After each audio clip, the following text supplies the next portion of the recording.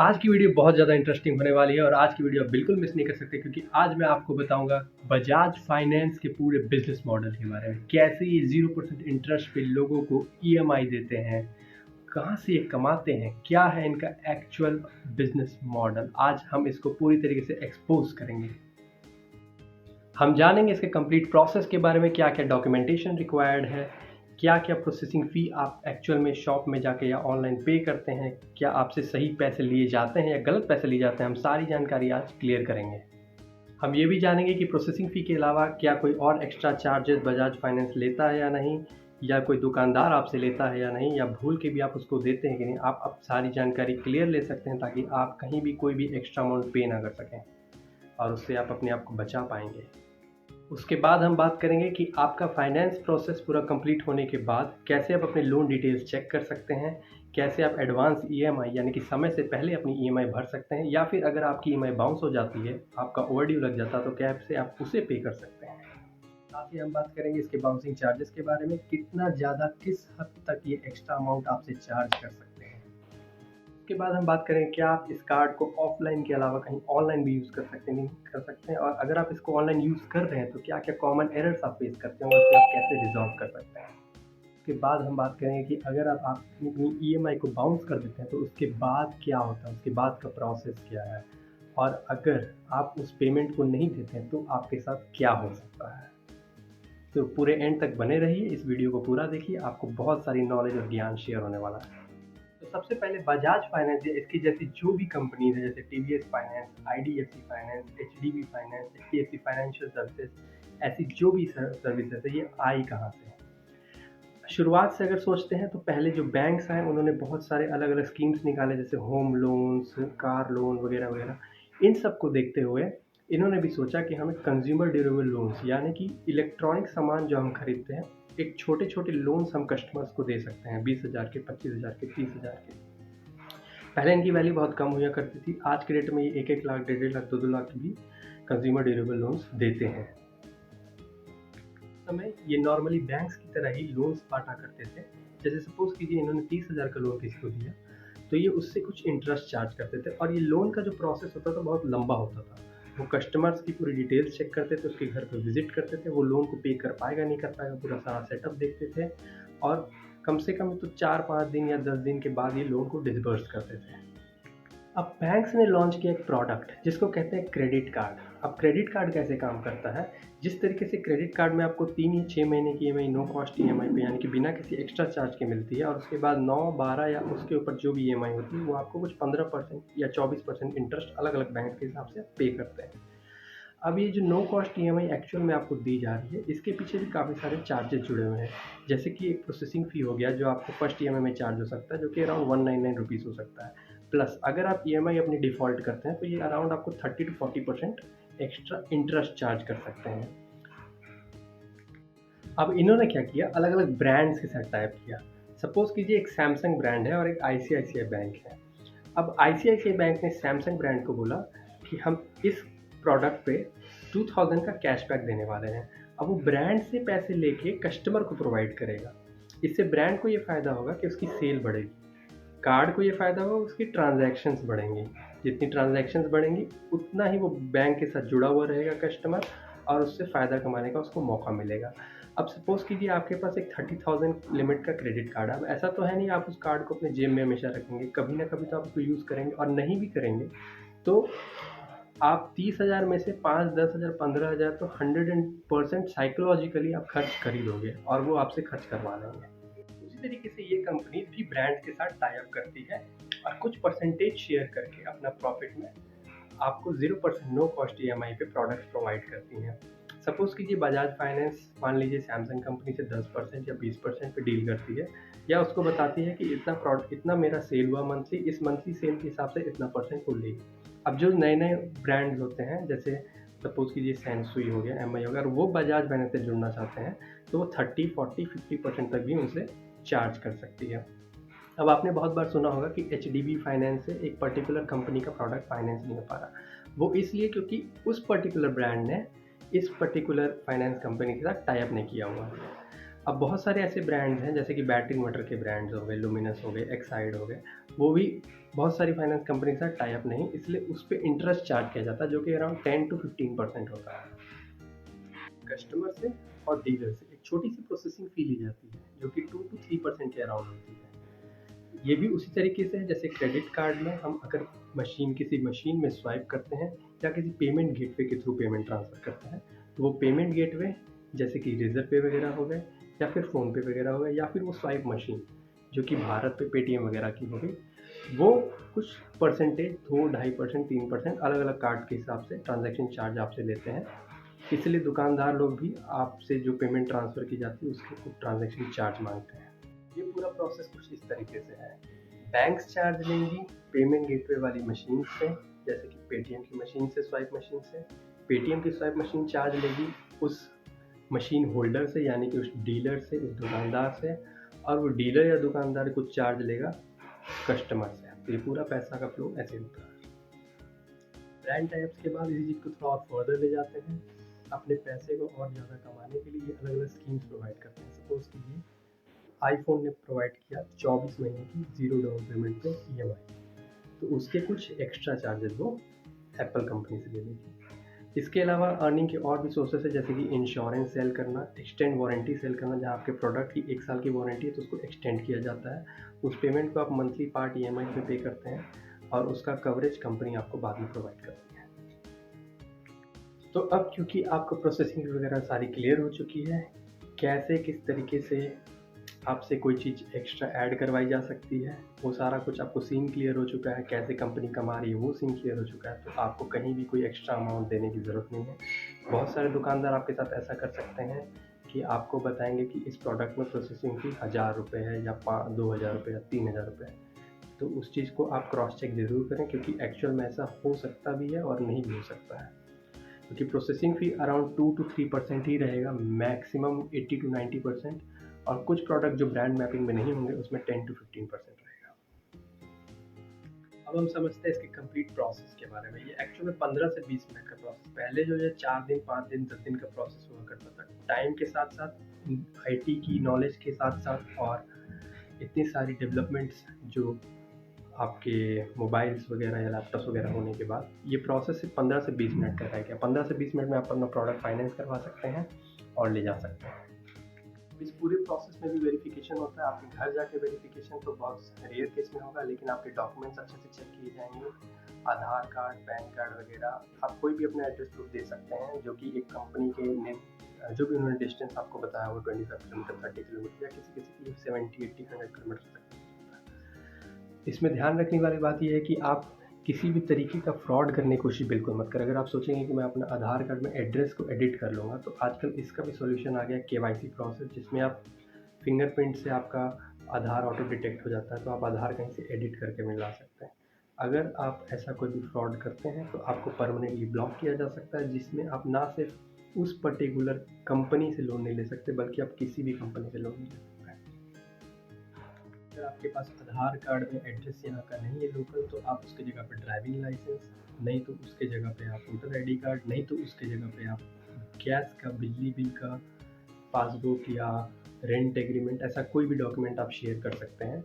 या फिर अगर आप गवर्नमेंट एम्प्लॉई हैं या में मूव हुए हैं, क्वार्टर में रह रहे हैं, तो उसका आप एलोकेशन का लेटर हेड पे कुछ भी दे सकते हैं, उससे भी आपका फाइनेंस प्रोसेस हो सकता है। लेकिन ये भी अलग अलग कंपनी के अलग अलग नियम के हिसाब से कभी भी बदल सकता है, कभी भी चेंज हो सकता है। हो सकता है आप पर्टिकुलर लोकेशन में रहने वाला हो लेकिन वो पर्टिकुलर एरिया ब्लॉक हो फाइनेंस करने की, तो आपका फाइनेंस नहीं किया जाएगा। अब बात करते हैं मेन चीज़ जो कि है आपकी ईएमआई की। कब कौन सी डेट में आपको अपनी ईएमआई अपने बैंक अकाउंट में रखनी चाहिए, अगर आपकी ईएमआई बैंक से नहीं कटती है तो आपको क्या करना चाहिए, कितने तक ये बाउंसिंग चार्जेस आपसे ले सकते हैं, और क्या आपको इससे डरने की कोई ज़रूरत है या नहीं, क्या आप इसका रीपेमेंट करने का नहीं सोच रहे हैं तो आपके साथ क्या हो सकता है, ये सब के बारे में बात करेंगे। सबसे पहले ईएमआई डेट की बात करते हैं जो कि ज़्यादातर 1 या 2 तारीख होती है। तो जब भी मंथ एंड हो उसकी जो लास्ट डेट है यानी कि 30 या 31, उसमें आप अपने बैंक अकाउंट में पैसे रख लें। ध्यान आपको ये रखना होगा कि आपका बैंक में किसी भी तरीके का केवाईसी होल्ड नहीं होना चाहिए, किसी भी तरीके का सर्वर फेल या मेंटेनेंस में आपका बैंक नहीं होना चाहिए, नहीं तो आपकी ईएमआई नहीं कटेगी। और आप अगर सोचेंगे कि मैं 1 तारीख को या 2 तारीख जो भी आपकी डेट है मॉर्निंग 8, 9, 10 बैंक खुलने के बाद अपनी पेमेंट जमा करेंगे तो निश्चित रूप से आपकी पेमेंट जो है बाउंस हो जाएगी। अगर आप एडवांस ईएमआई पे करना चाहते हैं तो आप कोशिश करें 20 से लेकर 25 के बीच में आप प्री मंथ में 20 से 25 के बीच में अपनी पेमेंट को मोबाइल के थ्रू ऑनलाइन पे करते हैं या फिर ऑफिस में विजिट करके पे करते हैं। वो मैं आप कैसे करना है आपको एप्लीकेशन में दिखा दूँगा। अब क्योंकि इन पर्टिकुलर फाइनेंस कंपनी के एप्लीकेशंस को स्क्रीन रिकॉर्डिंग या स्क्रीनशॉट लेना अलाउ नहीं है, इसलिए मैं दूसरे मोबाइल से आपको रिकॉर्ड करके बहुत अलग जानकारी देने जा वाला हूँ, जैसे कि आप एडवांस पेमेंट वगैरह कैसे करेंगे वगैरह वगैरह। तो सबसे पहले हम लोग प्ले स्टोर पे या अपने iOS स्टोर पे आप जाएंगे, बजाज फाइनेंस लिखेंगे। यहाँ ऊपर में बजाज फाइनेंस लिखने के बाद ये कुछ एप्लीकेशंस आपको दिखाएंगे। एक बजाज में यूपीआई लोन, एक बजाज मार्केट्स इंस्टेंट लोन। तो आपको ये वाला एप्लीकेशन इंस्टॉल करना है। इंस्टॉल करने के बाद आप इसको ओपन करेंगे। अब ये एप्लीकेशन मैं आपको दिखाने वाला हूँ कि आप एडवांस ईएमआई कैसे भर सकते हैं, पेमेंट बाउंस होने के बाद इसमें से पेमेंट कैसे कर सकते हैं, क्या इसमें आप ऑनलाइन ख़रीद भी कर सकते हैं, और आप अगर आपका सिग्नेचर मिसमैच हो गया है, ऐसा कोई एरर, या फिर अपने बैंक अकाउंट को चेंज करना चाहते हैं, ईएमआई आपका बैंक अकाउंट बंद हो गया, दूसरे बैंक अकाउंट से ईएमआई कटवाने वाले, तो वो कैसे चेंज कर सकते हैं, ये सारी जानकारी मैं इस वाले सेक्शन में आपको मैं दूंगा। तो एक बार ये इंस्टॉल हो जाए उसके बाद हम इस एप्लीकेशन को ओपन करेंगे। ओपन करने के बाद मैं शुरू से आपको ये पूरा प्रोसेस दिखाता हूँ। अगर आप नए हैं, आप पहली बार इसे कर रहे हैं, तो कैसा इसका यूआई रहेगा, ये सारा कुछ मैं आपको दिखा रहा हूँ। 1 मिनट। सबसे पहले मुझे इसके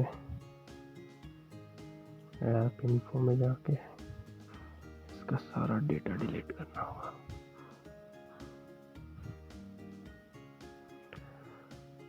तो पहली बार जब आप इस ऐप को खोलेंगे तो ये कुछ ऐसे खुलेगा। आपको कुछ अलाउ करने के लिए आएगा, अलाउ करेंगे। जो भी आपका रजिस्टर्ड मोबाइल नंबर है, मोबाइल का रजिस्टर्ड मोबाइल नंबर जिससे आपने फाइनेंस करवाया, वो वाला रजिस्टर्ड मोबाइल नंबर वो आप डालेंगे। वो मोबाइल नंबर डालने के बाद जनरेट ओटीपी करेंगे। ओटीपी जनरेट होने के बाद यहाँ पे अगर आपको लॉक स्क्रीन चाहिए तो इनेबल कीजिए, नहीं चाहिए बिना लॉक स्क्रीन के आपको आगे जाना है तो सबमिट कीजिए। इसके बाद आपसे मांगा जाएगा प्रोसीड कीजिए, और मेरा डायरेक्ट खुल गया, लगता है इसमें डेटा स्टोर किया हुआ था। तो आपसे मांगेगा या तो पैन का नंबर या तो आपका डेट ऑफ बर्थ जो आपके डॉक्यूमेंट में आधार पैन में दिया हुआ है, वो आप डालेंगे तो इस तरीके का कुछ सेक्शन आपको खुल जाएगा। अब ये सेक्शन में आपको कहीं कुछ ज़्यादा दिमाग नहीं लगाना है, सीधा ये माई अकाउंट पे आप आ जाइए। माई अकाउंट में ये जो आप देख रहे हैं, जो प्रोडक्ट आपने लोन लिया होगा वो आएगा, कितने की इसकी ईएमआई है वो आएगा। ये ईएमआई कार्ड आपका ईएमआई कार्ड है, जितनी भी अप्रूव्ड लिमिट होगी वो ये है। इतनी अब कार्ड पे आपकी लिमिट थी, लेकिन कुछ लोन लेने के बाद इतनी बच गई, ये आपको जानकारी दे रहा है। और कुछ एक्स्ट्रा लोन अगर आपने लिया वो भी यहीं पे शो होगा। कोई लोन क्लोज़ हो गया है तो वो यहाँ पे शो होगा। यहाँ देखिए क्लोज डेट भी दिख रहा है, कब ये लोन क्लोज़ हुआ है। उसके बाद अगर कोई आपने इंश्योरेंस परचेज़ किया है या फिर कोई एक्सटेंड वारंटी आपने परचेज़ की है तो वो भी यहीं पे शो करेगी। अब इस लोन के ऊपर मैं क्लिक करता हूँ। लोन के ऊपर क्लिक करने के बाद यहाँ मेक पेमेंट का ऑप्शन आ रहा है। मेक पेमेंट पे जाएंगे तो अगर आपने एडवांस ईएमआई भरनी है तो आप 20 से 25 की तारीख के बीच में एडवांस ईएमआई भर दें, तो आपकी जो है 2 तारीख की जो ईएमआई होगी या 1 तारीख की ईएमआई होगी वो अकाउंट से नहीं कटेगी। अगर आप इसको 28, 29, 30 को भरेंगे तो हो सकता है अपडेट ना हो पाए और 2 को आपके बैंक अकाउंट से भी कट जाए, और ये वाली ईएमआई जो है नेक्स्ट मंथ की ईएमआई में आपका एडजस्ट हो जाएगा। अब यह फुल पेमेंट का ऑप्शन, अगर आप पूरा पेमेंट डाल के अपनी लोन को क्लोज़ करना चाहते हैं तो कर सकते हैं। इस प्रोसेस में अगर आप आगे जाएंगे तो कुछ नहीं करना है। यहाँ देखिए जैसे एडवांस में भरनी है तो मंथ आ जाएगा, सेलेक्ट करना नवंबर दिसंबर कौन सी की एडवांस में भरनी है। उसके बाद नॉर्मली अपने फ़ोनपे गूगल पे से आप पेमेंट ट्रांसफ़र कर सकते हैं। बहुत सिंपल प्रोसेस है। Debit card, UPI, net banking है, तो ये आप सिंपल प्रोसेस देख सकते हैं। कोई अगर आपकी ईएमआई मिस हो जाती है तो वो नीचे एक और सेक्शन बना हुआ आएगा, मिस्ड ईएमआई या ओवर ड्यू अमाउंट, तो वो आप पे कर सकते हैं। नेक्स्ट है व्यू स्टेटमेंट। व्यू स्टेटमेंट में स्टेटमेंट ऑफ अकाउंट में अगर आप जाएंगे तो आपकी पूरी स्टेटमेंट आ जाएगी कि इस महीने की ईएमआई आपको कटी कि नहीं कटी, या आपने बाउंस हो जाने के बाद कौन सी डेट में अपनी पेमेंट को जमा किया था, ऑनलाइन किया था, कैश किया था, सारी डिटेल इसमें आपको शो हो जाएगी। यहाँ आपकी EMI start date, EMI end date दिखाई दे रही है और इससे ज़्यादा दिमाग यहाँ लगाने की ज़रूरत नहीं है। उसके बाद आ जाते हैं हम लोग EMI कार्ड को खोल के देखते हैं। कुछ इस तरीके का कार्ड होता है, इसको डेट ऑफ बर्थ डाल के अपना अनलॉक करेंगे तो कार्ड नंबर आ जाएगा, उसको आप ऑनलाइन यूज़ कर सकते हैं। लेकिन अगर आपका LTV स्कोर कम हुआ, 100% लोन टर्म वैल्यू नहीं हुआ, कम हुआ, तो आप ऑनलाइन ख़रीद नहीं कर सकते हैं। और अगर आपका LTV स्कोर कम भी है तो कोई दिक्कत वाली बात नहीं है। आप होम पेज पे जाइए, यहाँ बहुत सारे प्रोडक्ट्स आपको दिख रहे हैं, एक्सप्लोर कीजिए। उसके बाद अपनी लोकेशन सेलेक्ट करेंगे। सपोज़ कीजिए जो भी आपकी लोकेशन है, तो आप डायरेक्टली घर बैठे बैठे अपने लोकल सेलर के थ्रू ही परचेज़ को अपने घर पे मंगा सकते हैं और ऑनलाइन यहाँ से पेमेंट कर सकते हैं। आपको वहाँ शॉप पे जाके फ़ोटो खिंचवाने की भी ज़रूरत नहीं है। प्रोडक्ट आपके घर पे आएगा, वहाँ आप अपनी फ़ोटो खींच के इसमें डाल सकते हैं। अब जो लोन आपका क्लोज़ हो चुका है, उसमें अगर आप व्यू स्टेटमेंट में जाएंगे तो यहाँ पे आपको नो ड्यू सर्टिफिकेट भी मिल जाएगा। तो उसके लिए भी आपको ऑफिस जाने की या किसी के पास जाने की ज़रूरत नहीं है। उसके बाद अगर आप वापस होम पे आते हैं और यहाँ क्लिक करते हैं, यहाँ क्लिक करने के बाद एक बहुत ज़रूरी चीज़ जो मैं आपको दिखाऊंगा वो है डॉक्यूमेंटेशन। डॉक्यूमेंटेशन में ये मैंडेट मैनेजमेंट है। मैंडेट मैनेजमेंट में जाइएगा। इसमें आपको, अगर आप अपना बैंक अकाउंट चेंज करना चाहते हैं तो यहाँ सेलेक्ट कर लीजिए। यहाँ सेलेक्ट करने के बाद जितने भी आपके लोन्स चल रहे होंगे और आगे आप जो भी लोन्स लेंगे उसमें आपका ECS चेंज हो जाएगा और जिस भी प्रोसीड करने के बाद जो भी बैंक अकाउंट अपना देना चाहते हैं वो दे सकते हैं। ये प्रोसेस के लिए आपको ATM कार्ड ज़रूरी होगा या फिर आधार OTP से भी ये प्रोसेस किसी किसी बैंक में ले लेता है। और अगर फिर भी प्रोसेस ये कंप्लीट ना हो पाए तो फिर आपको जो भी नियर बाय ब्रांच है, ऑफिस है, वहाँ अपना जाके सिग्नेचर करना होगा और जाके अपना बैंक अकाउंट चेंज करवा सकते हैं। बाकी इस एप्लीकेशन में इससे ज़्यादा कुछ करने को नहीं है। नॉर्मल जैसे पेटीएम, गूगल पे चलाते हैं, बिल्स वगैरह पे कर सकते हैं, UPI वगैरह चला सकते हैं, तो वो कोई ज़्यादा काम की चीज़ नहीं है।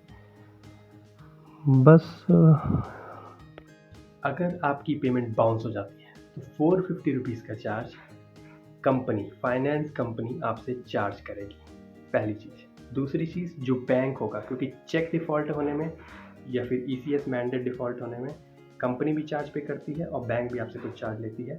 तो अगर वो गवर्नमेंट बैंक होगा जैसे स्टेट बैंक वगैरह जैसे, तो 265 रुपीज़ के आसपास आपका वो पेमेंट डिडक्ट करेंगे। टोटल अराउंड 700 के आसपास हो गया। लेकिन ये जो 265 का अमाउंट है ये 1, 2 या 3 बार डिडक्ट हो सकता है, तो अराउंड 1000 के हो गया। और अगर आपका अकाउंट एक किसी प्राइवेट बैंक में है तो लगभग 595 रुपीज़ तक आपके पैसे डिडक्ट हो सकते हैं, bouncing charges from the side of bank, और वो भी 1, 2 या 3 बार हो सकता है। यानी कि टोटल आपका 2000 के आसपास एक्स्ट्रा चार्ज आ सकता है। और ध्यान देने वाली यहाँ बात यह है कि अगर आप अपनी पासबुक स्टेटमेंट या कुछ भी लेके बैंक के पास जाएंगे कि ये पैसा क्यों काटा गया, तो बैंक आपको सिर्फ यही बताएगी कि ये फाइनेंस कंपनी के द्वारा काटा गया है। लेकिन ये एक्चुअल में फाइनेंस कंपनी के द्वारा नहीं काटा गया है। जो फाइनेंस कंपनी के द्वारा काटा गया है वो 450 रुपीज़ है और बाकी के जो चार्जेस हैं वो बैंक ने काटा है, क्योंकि आपने जो ECS है, जो मैंडेट है, उसका वो बाउंस किया है। अब इतने सारे चार्जेस बाउंस कराने के बाद भी अगर आपका मन करता है कि आप पेमेंट नहीं देना चाहते हैं, तो ये बहुत ही एथिकल प्रोसेस है। यहाँ पे उन अनएथिकल लोन ऐप्स का प्रोसेस नहीं है जो आपके मोबाइल को हैक कर लेंगे, आपकी गैलरी को हैक करके उसमें से फ़ोटोज़ डाउनलोड कर लेंगे, उसे एडिट करने के बाद आपको धमकियाँ देंगे कि आपको वो शेयर कर देंगे, वायरल कर देंगे। वहाँ ऐसा कुछ नहीं होता है। लेकिन इसका बहुत सिंपल और एथिकल प्रोसेस है। आपके घर पे होम विजिट होगा, पेमेंट मांगी जाएगी आपसे। 5 तारीख हो गई, 10 तारीख हो गई, 15 तारीख हो गई, 20 तारीख हो गई, 30 तारीख से पहले एनी हाउ आपको पेमेंट कर देंगे। अगर आप पेमेंट नहीं कर पाते हैं, फिर भी कभी कभी आपको रिबेट मिल जाता है कि चलो कोई और थोड़ा सा और समय देते हैं, कुछ दिक्कत आई है। लेकिन फिर 2 या 3 फाइनल सिनेरियोज होते हैं। पहला, या तो आपसे प्रोडक्ट ले लिया जाएगा वापस। दूसरा, आपका सिविल ख़त्म, आप कभी किसी उस कंपनी से और किसी और कंपनी से भी लोन नहीं निकाल पाएंगे। तीसरा, अगर आप कोई फ्रॉड करके भाग जाते हैं, सपोज़ कीजिए प्रोडक्ट लेके ही भाग जाते हैं कहीं, तो फिर उस केस में आप पे FIR दर्ज होगा, पुलिस केस होगा। अगर बहुत टाइम पीरियड तक भी कंपनी आपसे पैसा नहीं निकलवा पाती है तो इस केस को बेच दिया जाएगा किसी थर्ड पार्टी कंपनी के पास। तो फिर अब वो कंपनी की लायबिलिटी नहीं होती, वो थर्ड पार्टी कंपनी की लायबिलिटी होती है। वो किसी भी तरीके से कुछ भी करके आपसे पैसा निकलवा। इस पूरे प्रोसेस में सिर्फ एक ही चीज़ है जो बहुत ख़राब है इन कंपनियों की, वो है कस्टमर केयर। अब अगर आप पेमेंट बाउंस करते हैं तो आपको रेगुलर कॉल्स आएंगे पेमेंट के लिए, वो एक जेन्युइन चीज़ है। लेकिन अगर आप टाइम से पेमेंट भर देते हैं तो भी आपको रोज़ या 4 दिन बाद 5 दिन आपको कॉल्स आएंगे पर्सनल लोन ऑफ़र करने के लिए, और अगर आप उन्हें मना करते हैं तो भी वो कॉल करते रहेंगे कि आप ले लो भैया। लेकिन वो एक स्ट्रैटेजी होती है, अगर वो आपको 10 बार 20 बार कॉल कर रहे हैं 3 महीने में 4 महीने में, तो आप एक ना एक टाइम पे उस लोन को ले लोगे, और वो हाई इंटरेस्ट रेट से होता है, अराउंड 20 to 25%। अब फाइनेंस में अपने आप को फ्रॉड से बचाने के लिए जो चीज़ें आपको ध्यान देनी है या वो आपको बचा सकती है या आपको बचना चाहिए, वो चीज़ मैं आपको बता देता हूँ। पहला, अपना डॉक्यूमेंट जो है, आईडी प्रूफ जो है, उसको एडिट करा के ना ले जाए। दूसरा, प्रोसेसिंग फ़ी के बारे में, अगर कोई आपको बोलता है कि प्रोसेसिंग फ़ी ज़्यादा लगेगी, मतलब आपको ज़्यादा लग रही है 3000 4000, तो उसको आप क्रॉस चेक कीजिए। अगर आपको कोई बोल दे कि प्रोसेसिंग फ़ी ज़ीरो एकदम है ही नहीं, नेगेटिव है, तो फिर आप प्रोडक्ट की प्राइस को चेक करें। फिर क्या है कि डीलर आपके बिहाफ पे प्रोसेसिंग फ़ी पे कर रहा है, लेकिन आपसे जो प्रोडक्ट का प्राइस है वो ज़्यादा चार्ज कर रहा है, तो प्रोडक्ट का प्राइस आप चेक करें। उसके बाद अगर आप पेमेंट ध्यान दें कि बैंक अकाउंट में आपका टाइमली रहे। अगर आपका नहीं रहता है तो बाउंसिंग चार्जेस तो 1000 1500 2000 के बीच में जैसा क्राइटेरिया रहेगा वैसा आपको लग सकता है। और पेमेंट अगर आप टाइमली नहीं पे करते हैं तो आप अपना सिविल ख़राब कर रहे हैं, और साथ में ही आप फ्यूचर लोन के लिए भी एलिजिबल नहीं होंगे। और ज़रूरी चीज़, अगर आप ऑनलाइन पेमेंट कर रहे हैं तो आप उस कंपनी के पर्टिकुलर ऐप, जैसे बजाज फाइनेंस का अगर ऐप है तो उसी के थ्रू करिए। अगर आप थर्ड पार्टी ऐप जैसे फ़ोनपे गूगल पे से पेमेंट कर रहे हैं तो पर्टिकुलर लोन नंबर डाल के ही पेमेंट करिए। आप किसी के द्वारा शेयर किया गया कोई लिंक हो गया या कोई बोले मेरे QR कोड पे पेमेंट डाल दीजिए, कॉल करके आपको बोले, तो वो सब चीज़ से आप बचें। अब अगर आपको कहीं पे जैसे पहले होता तो पोस्टर सटे हुए मिलते थे दीवारों पे कि बजाज फाइनेंस कार्ड बनवाएं, तो ये सब चीज़ का सिंपल प्रोसेस है कि देखो वेबसाइट पे भी कार्ड बनता है। वेबसाइट पे अगर आप जाएंगे तो वहाँ पे अगर आप अपना सारा डिटेल्स शेयर करते हैं, पैन नंबर वगैरह, तो आप कार्ड के लिए एलिजिबल हो जाते हैं। आपको लिमिट वगैरह अप्रूव हो जाती है सिविल स्कोर चेक करके, तो आपको जो है कार्ड बन जाता है आपका। लेकिन इसमें आप अवॉइड करें कभी भी वेबसाइट में ऑनलाइन, चाहे वो कंपनी की वेबसाइट हो, अवॉइड करें कार्ड बनाना, क्योंकि इसमें 2 3 4 बहुत सारे डिमेरिट्स हैं। पहला डिमेरिट ये है कि आप अगर ऑफलाइन कार्ड बनवाते हैं तो -1 सिविल स्कोर पे भी आपका लिमिट मिलती है, लेकिन वहाँ आपको सिर्फ सिविल पे ही अच्छी लिमिट मिलती है। दूसरा डिमेरिट ये है कि अगर आप ऑनलाइन कार्ड बनवा लेते हैं तो भी आप उसको ऑनलाइन ट्रांजैक्शन नहीं कर सकते। पहला ट्रांजैक्शन आपको ऑफलाइन ही करना पड़ेगा, क्योंकि बहुत बार 75% से कम LTV स्कोर आपको मिलता है।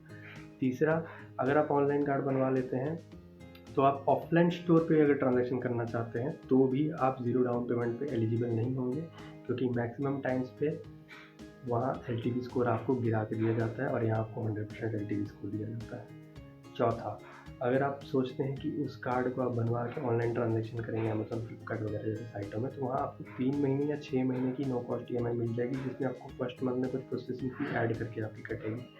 लेकिन अगर आप ऑफलाइन मोड में जाके फाइनेंस करवाते हैं तो वहाँ आपको 8 महीने से लेके अलग-अलग कंपनी के हिसाब से, स्कीम के हिसाब से 18, 20, 24 और 30 महीने तक लास्ट आपको EMI मिल जाएगी। क्योंकि इस वीडियो में हम बजाज फाइनेंस की बात कर रहे थे, तो मैं आपको बजाज फाइनेंस का कस्टमर केयर नंबर नीचे लिंक में शेयर कर देता हूँ। किसी भी तरीके का कोई डाउट हुआ तो आप मुझसे डायरेक्टली कमेंट सेक्शन में पूछ सकते हैं। और अब अलग-अलग फाइनेंस कंपनीज़ के बारे में आप अपनी अगली वीडियो में आपको बताऊँगा, जैसे HDB हो गया, IDFC हो गया, TVS हो गया वगैरह वगैरह, और भी बहुत सारी वीडियोज़ मैं आपको शेयर करूँगा जो आपकी बहुत ज़्यादा नॉलेज बढ़ाएगी, प्रॉपर आपको ज्ञान देगी, प्रॉपर सीख देगी। ये उस तरीके से नहीं है, उन वीडियोज़ में नहीं जहाँ कुछ छुपा के आपको बताया जा रहा है, या ये आपको मार्केट में अगर आप हो तो आपके लिए जानना बहुत ज़रूरी है। आप अपने आप को किस तरीके से फ्रॉड से बचा सकते हैं, अपने आप को किस तरीके से गलत होने से बचा सकते हैं, तो ये जानकारी आपके पास होना बहुत ज़रूरी है। इसलिए वीडियो को अच्छे से देखें, पूरा देखा उसके लिए धन्यवाद।